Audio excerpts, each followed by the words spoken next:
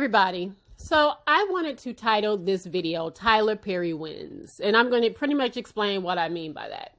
As you know, over the last several days, Fall from Grace has been trending. It premiered on Friday, January 17th, and people have been talking about it nonstop. So that automatically tells you Tyler Perry wins. But I'm going to, again, kind of get into what I mean by that. So I watched this movie when it premiered. I watched it Friday morning.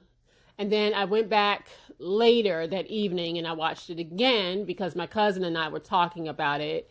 And we were just like, oh, okay, yeah, let's watch it again because I think I missed this and I think I missed that. I watched it again. Then on Saturday evening, I watched it one more time. But the third time I watched it is because I had already picked up on a lot of the inconsistencies and I had already visited Twitter and people were pretty much dragging it for filth. So I kind of wanted to see, well, okay, what is it that they're seeing? And so when I went on Twitter and I saw all these like just basic blunders that maybe a film student would make, then I was like, okay, all right. First things first, I already reviewed the movie. I'm not going to go back in the synopsis of the movie and the plot. If you've watched it, you already know that anyway, right? I put it right in the middle. So if I was doing on a scale of 1 to 10, I would have said it was a 5. And the reason why I'm giving it a 5 and not giving it a 1, because I'll say this. For what it's worth, Tyler Perry wanted to deliver a thriller.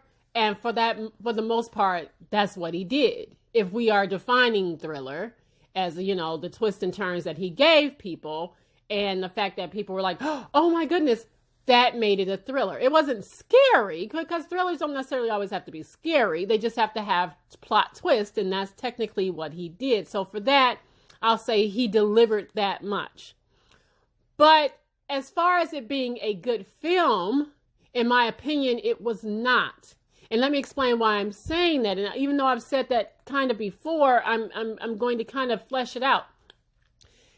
In basic film editing, you know, writing, all of that other stuff, it just didn't deliver. And that shouldn't have happened for someone who has been in the game about 20 years.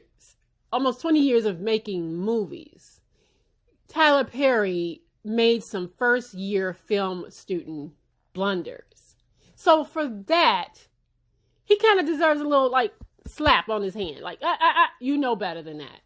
You know better than that, Tyler. You know better than to put things out where you can see the damn extras in the back drinking from a cup with no water in it and pretending to eat. You should know better than to have the boom mics in the damn scene that you can see it. Like, come on. These were just, honestly, first-year film student blunders that shouldn't have happened. And also, Tyler Perry should, at this point, understand that we as his audience we can handle depth and we can handle nuance. And we can handle both of those in the same film. And so he didn't deliver that.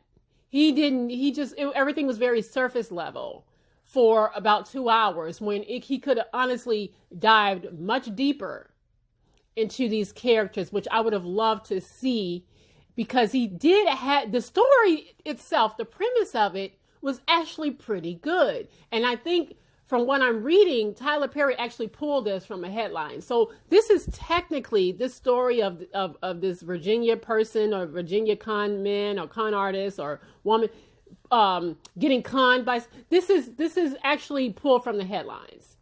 He just blundered it. He blundered it. And that's all I can honestly say about that. He just kind of screwed it. He screwed it. And this is coming from somebody that didn't go to law school, but I went to the school of CSI, the ID channel, Law and Order SVU, Chicago PD. I can go on and on and on and on. Lifetime movies, okay, Snapped.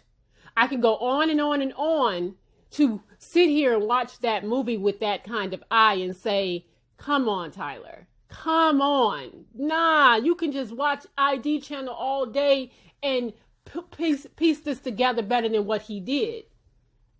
And that's just true tea here. That's just my honest opinion of it. All right. Now, having said all of that, I also had to stop back and stop myself and say, you know what? Even though I'm sitting here thinking like, ugh, that was not very good, I also understand that a lot of people liked it. And my own family members. I was on Facebook the other day, and I saw one of my family members like, this was great, this was good. And I'm just thinking that we watched the same movie, but then I had to stop myself and say, you know what? Stop that. Because just because you didn't like it doesn't mean that other people have to feel the same way you do. Because at the end of the day, art is subjective. All right. Creative material is subjective. I'm looking at it in this eye. You're looking at it from here and you're saying you like it. I'm saying I don't like it. The same thing can be applied to any kind of art. A lot of people think that the Mona Lisa is one of the greatest works of art. I mean, it technically is, right? That's what people say. I look at it as some pasty white woman that somebody painted a long time ago, Leonardo da Vinci, and it's just whatever. She's not even good looking. Okay, so I can look at something and say, and somebody else can look at it and say, no, this is magnificent. And I get that, which is why I am not going to dog people who thought that the movie was great. Because at the end of the day, I've said this before in my last video, you have to take Tyler Perry at face value for what it's worth. And then if you do it like that, I don't get so upset about it. All right. I don't get so upset about what I see from him, because at the end of the day, Tyler Perry has a certain audience that he wants to appeal to, and that's what he does. That's exactly what he does. I read an article recently where Tyler Perry, I guess he had some premieres in LA and New York, and how reluctant he was to do it because he said, these people are bougie. I didn't want to really show it in front of these groups because they're bougie. And to me, that was code for, no, y'all going to pick it apart because you guys know cinema. I don't want to put my movie in front of people who study film and study cinematic nuances. I don't want to do that because I know you guys are going to dislike it. And for the most part, I think he's right. He's right because he knows he doesn't play to a larger audience like that. He makes movies for his audience. My problem with Tyler Perry in that is that, do you think that your audience is so lowbrow that they cannot handle depth and nuance? That's my issue with him. And I hate that a lot of people say things like, well, you guys, every time somebody black, y'all always got to tear black people down. Every time, you don't see any white people picking apart white movies. And I'll tell you that's a goddamn lie. Because if you've ever, listen, there are film critics who literally, that's what they do. Have you ever watched YouTube and see any movie, I don't care if it's white, black, whatever, come out, people will sit there and critique it and give their review of the movie and tell you what they like and they don't like about it. And for the record, there's a lot of movies that people don't like that are white movies.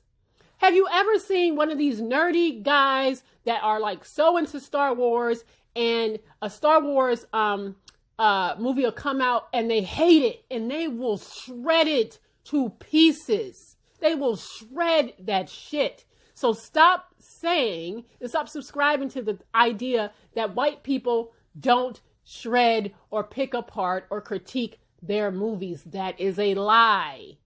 That is a lie. We are allowed to look at Tyler Perry's films and give an honest critique about it. If we liked it, we can say so. If we did not like it, we can say so, and we can tell you why we didn't like it. My issue with Tyler Perry on this particular film is that he dropped the ball and he had something, but he didn't use his resources to flesh it out. Bragging that it was made in 5 days, maybe you shouldn't brag about that. Maybe you shouldn't brag.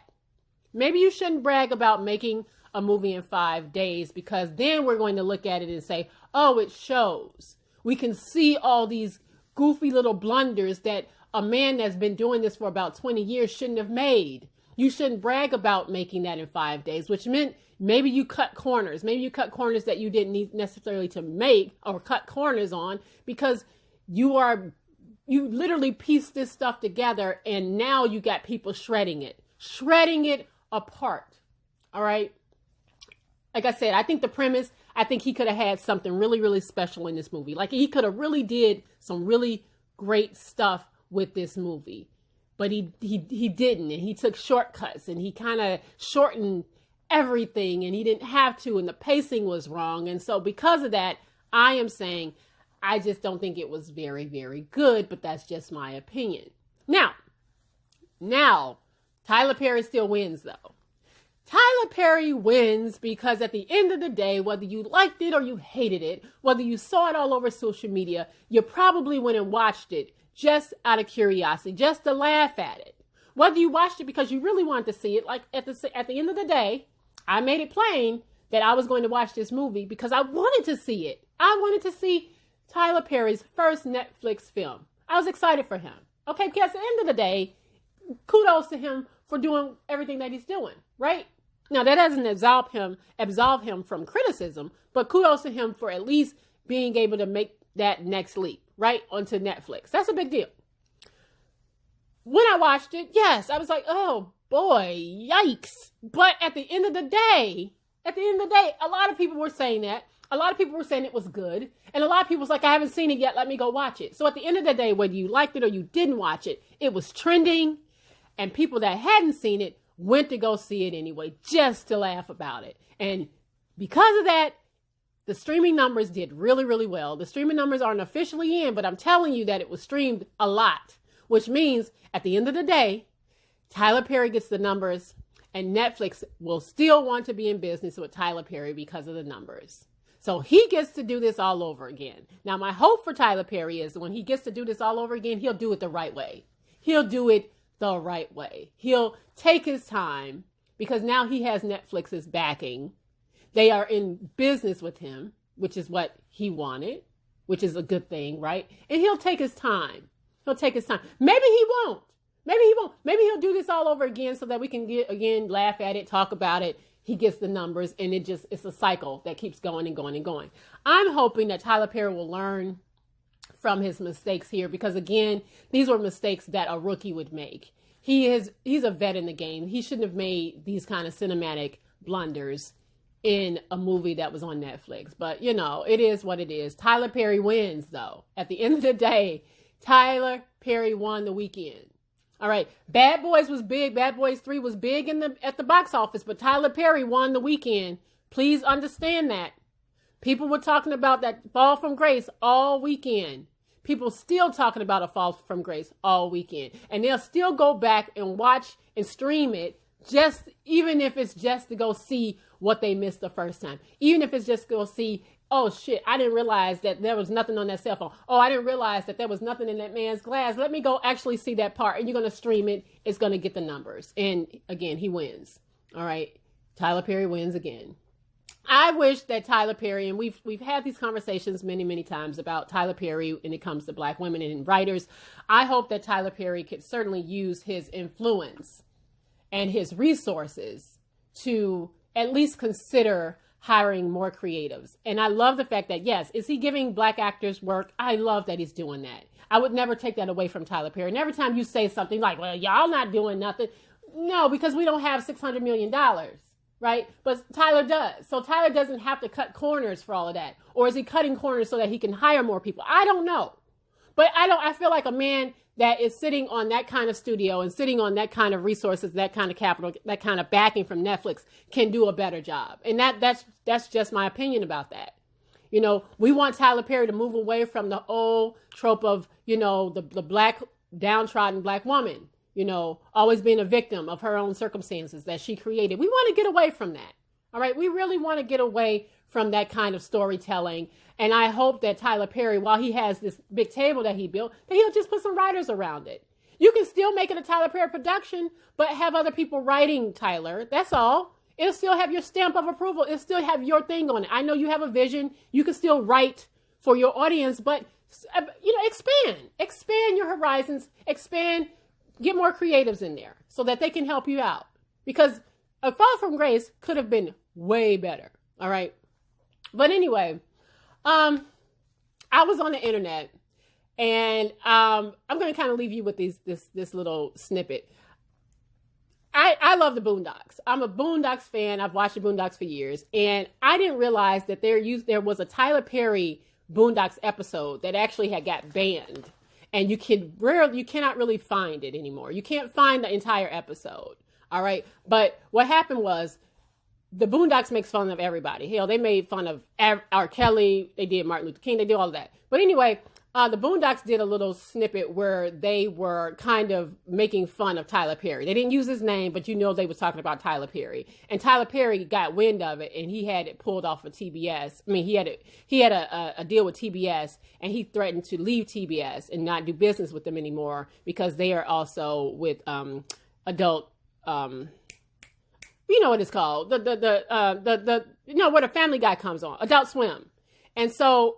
I found this little snippet that I want to show you of this banned episode of Tyler Perry, which pretty much sums up Tyler Perry's movies. Typical Winston Jerome story starts with a beautiful, educated, professional black woman trapped in a troubled marriage with a brown-skinned bald dude from Law & Order. How can you do this to me? Get out. I'm going to marry this white hussy because you are too virtuous and strong and might make me a better man. Then, a dude who looks like Shamar Moore shows up as the shirtless, light-skinned gardener who just got out of jail. Excuse me, may I rake your leaves? At first, she acts like she doesn't like the light-skinned gardener, but eventually she gets to know him and sees a sensitive side. Now, I know that to you, I'm just a poor, light-skinned gardener who can't even afford a shirt. But I love me some Jesus, and I love me some you. Oh, Lord, thank you, Jesus. I never thought I'd ever be with a man so loving and light-skinned. And I will always be light-skinned just for you. Being a good Christian woman, she gives her marriage one last chance because Jesus said so. I am dark-skinned and bald, so I hate you, and I hate Jesus. And just when the brown-skinned dude from Law & Order is about to hit her, here comes the shirtless gardener. Hold it right there, bald-headed dude from Law & Order. The woman and the gardener kiss, having found true love through Jesus.